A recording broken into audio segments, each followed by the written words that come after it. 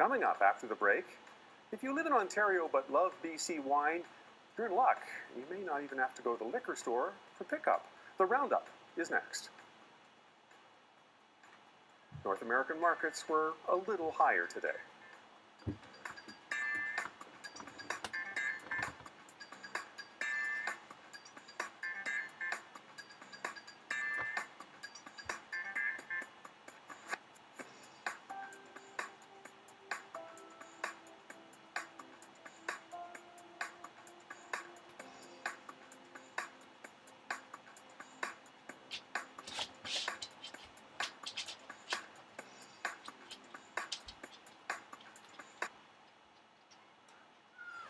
There's word Yahoo may be close to a deal to sell its online assets to Verizon for a price tag of $5 billion.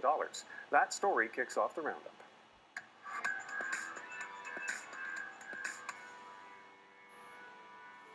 Nicole Verkindt is president of OMX. $5 billion for Yahoo? What do you think? Well, I'm not exactly clear what parts of Yahoo this is, but they're saying it's the core business, the internet piece of the business. This has been a rocky road for Yahoo, and I think you'll see that reflected in the stock. And the one thing Yahoo has been doing for a living lately is being for sale. So this has been a long road, and the fact that Verizon's interested and they own the AOL brand now is interesting. It's sort of sentimental to me.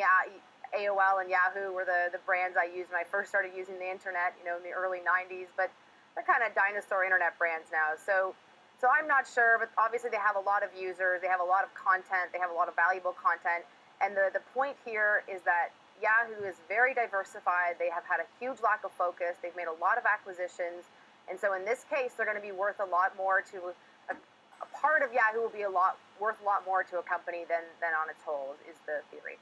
And is it a case where Marissa Mayer just couldn't make it work on its own, that it has to partner up? Is it one of those situations where a company has to lean on another? Look, it's been very tough for Marissa Mayer. I've followed her career quite closely. Yahoo has been in this divide where they were unsure if they were a content company, a media company, or a technology company. So when they were deciding to switch it up and they went with Marissa Mayer, they chose her because of her technology background, because of her leadership at Google, and she's an engineer and she's got that strong technology background, and that was the leadership she was driving towards, is creating products. So she tried to reinvent Yahoo Mail. She tried to get search back up and going. But the problem with all these the benefit of all these platforms, which we're going to get to later today, is that they really are winner-take-all markets. And so as soon as Google came along and Google search, then Yahoo didn't really have a chance. But there's still a lot of people that visit Yahoo. People still haven't ditched their email. Yahoo Finance is a very powerful content brand. They own Tumblr, worth billions of dollars. So there's a lot of valuable assets still here. I don't know what the future is for Marissa Mayer, though. 1 billion visitors a month to Yahoo's properties, it says here, but I can't think of the last time. Well, when's the last time you visited one of their properties? Or is this getting to Alta Vista's search engine status? I think that was in the 90s, Havard. I think I used AOL to get onto Yahoo. Yeah. All right. I was trying to figure out what you're wearing on your wrist there, because we want to talk about Apple's smartwatch. I don't know whether that is one or not. But Apple's sales smartwatch have declined sharply. What does that tell you? So I love my smartwatch, and I'm going to get to the reasons why. But let's start with the negative side. So there's limited amount of wrist real estate, and you've seen a huge surge in wearables and people wearing all sorts of devices to track their steps and track what they eat and track all sorts of things. And so they really have to decide on one product, which is one of the reasons why I love the watch, because you can integrate all these technologies into one place.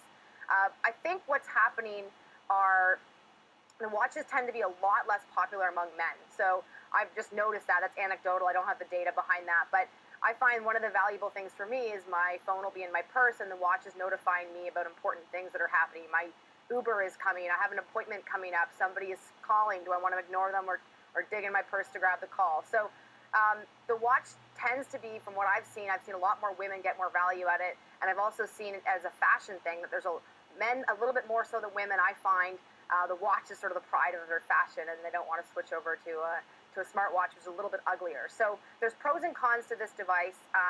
When we talk about overarching the future of devices, though, that is endless. Everything is going to be connected, and your car is going to be connected, your fridge is going to be connected. All of these things, the Internet of Things, is here, it's happening, and it's expanding exponentially every year. And so we're going to see a dramatic increase in a lot of our devices being connected to each other. So I think it's just the beginning.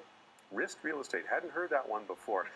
Edward Snowden is said to be working on a much more secure smartphone for journalists. Your Right. thoughts He's keeping on that? himself busy while in exile. It's good.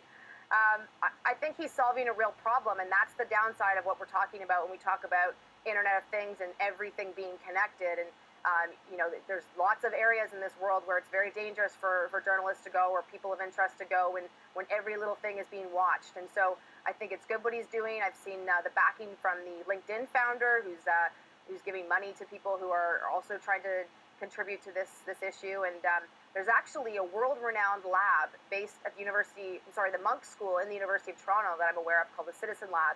And they're focused on this very same problem, which is, I think, we're only going to see more of in the future. Well, just look at the headlines today. The tragedy in Germany, right. And there'll be more pressure to get more information to prevent just this kind of thing.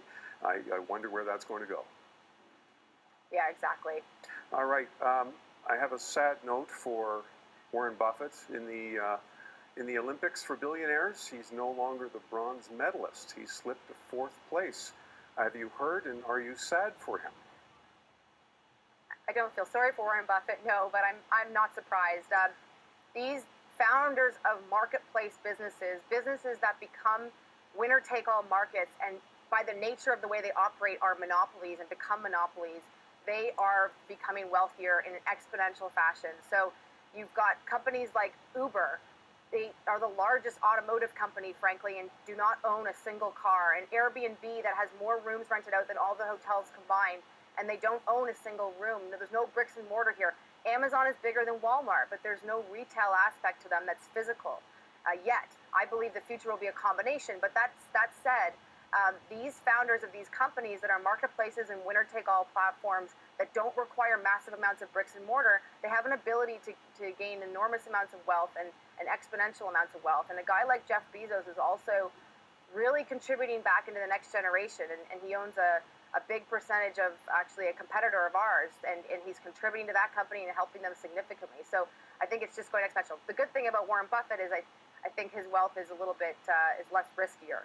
And they both have, north of $60 billion, so I don't think we need to be worried for either one of them. But it's so interesting that they've made their money in such different ways, and what that tells us about the way the world's going. Yeah, absolutely. I would say they've made their money in opposite ways, right? Warren Buffett's been all blue chip and investing in things like Walmart, whereas Bezos has been the opposite. Well, we've heard some negative signs out of the premiers' meetings, but apparently they have a deal on a very crucial aspect of interprovincial trade. Let's hear more from Ontario Premier Kathleen Wynne. The LCBO is going to be launching an e-commerce site that will allow people in Ontario to buy wine from Quebec and British Columbia. CBO, of course, the LCBO, of course, is the liquor store in Ontario. So, what does this tell you? Well, I think it's very positive. From what I understand, the federal government took the lead here and got the provinces together, and I think that was a very positive move they made. And I think the provinces, we need to get together and consider the rest of the world our competition, and we shouldn't be competing against each other. And the more we can move goods across the provincial lines, the better, because we could displace imports and be more competitive. And the more and more we reduce regulations and reduce red tape and allow businesses to do what they do best, it's better. In the case of the government running an e-commerce site, I'm not sure that they're the best ones to be marketing these goods to other people, to consumers. But I think the more the provinces can get together and reduce this red tape, that's a positive thing. Well, let's just jump ahead a bit. Let's imagine a Canada where the wine does flow freely across the borders. What might that mean to our wine industry? Oh, I see it as a hugely positive thing. I was in Mendoza in winter in Argentina and found a beautiful bottle of wine, and I wanted to bring it back to Canada, and they were getting the paperwork ready. They thought I was American, and then as soon as they found out I was from Ontario, let alone Canada, they said, not a chance. And so, and then I found out when I got back to Canada that I couldn't even do the same thing if I found a bottle of wine I liked in BC. And so, I'm an entrepreneur, and the only rule I know in business is you have to be able to sell. And if you don't sell, you die. And so the more we can allow companies to be able to sell and make that easier on them, it's always better. And we'll see whether this causes a race to raise standards and appeal to consumers and maybe an overall improvement. That'd be great. All right. I like wine, so I'm okay with it. Okay, first wine. We'll see where that goes next. Thanks so much. Thanks, Howard.